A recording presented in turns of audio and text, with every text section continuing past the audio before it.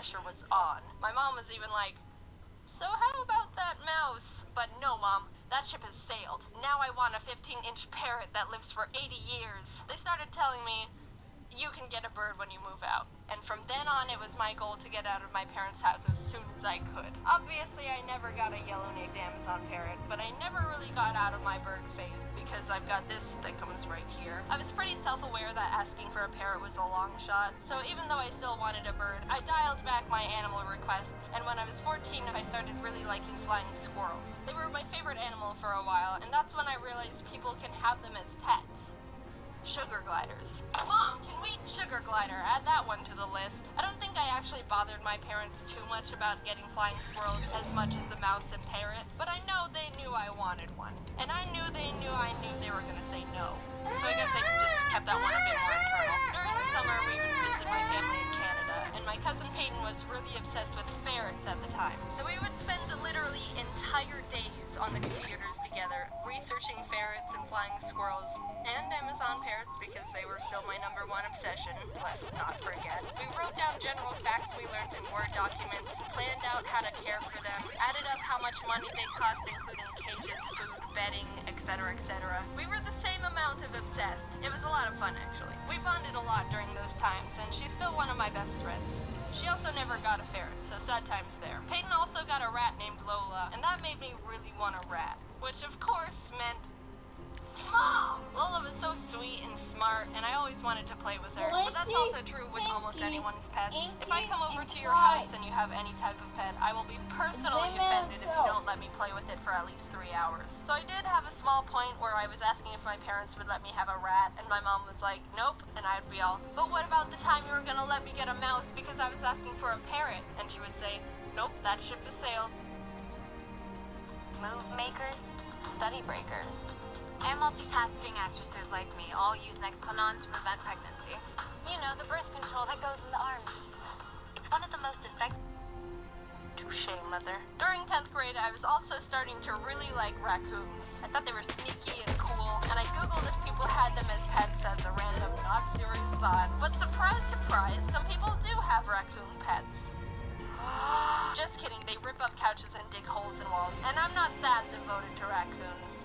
But I still dreamed about having a raccoon buddy someday. Finally, I graduated from high school and moved into a dorm in college that didn't allow pets, which was torture for me.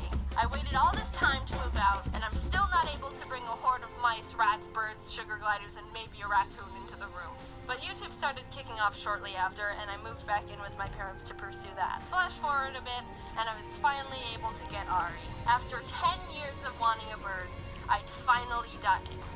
And what a gander he is. Was he worth the wait? No, he's a dumb bird.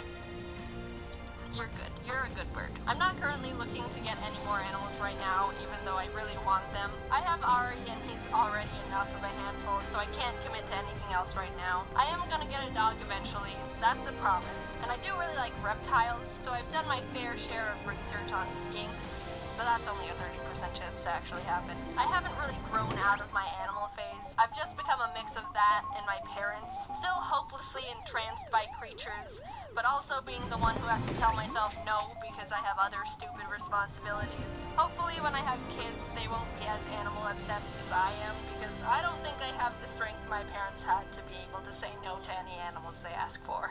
Yes? Thank God my parents were responsible and never got me animals just because they asked.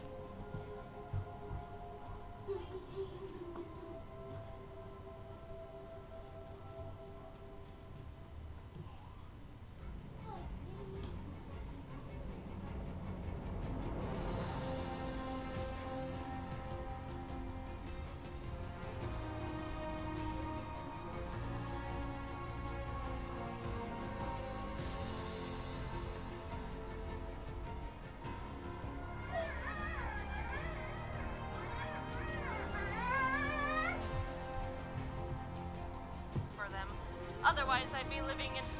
You know the drill at this point. Pokemon faints, it dies, catch one Pokemon per route, and nickname it to set up for emotional trauma. trauma. But this time we're doing something a bit different. A two-person Nuzlocke. It's technically called a Soul Link, but no one knows what that means. So basically, you and person 2 play the same Pokemon game at the same time, following the same Nuzlocke rules. However, your Pokemon are linked, which means if my starter dies, player 2's starter also dies. And they can't do anything about it. Plus, we can only have one primary typing for both of our teams combined. So if I catch a water type and add it to my team, person 2 can't have a water type at all on theirs. And cherry on top, all Pokemon are randomized. I can walk into the grass at any point and accidentally find God. And maybe he'll just kill all my animals right then and there. So with all these new rules in place, I needed to find a player 2. One who's a real Pokemon master, able to adapt, improvise, and strategize all at the drop of a hat. And who else other than Pokemon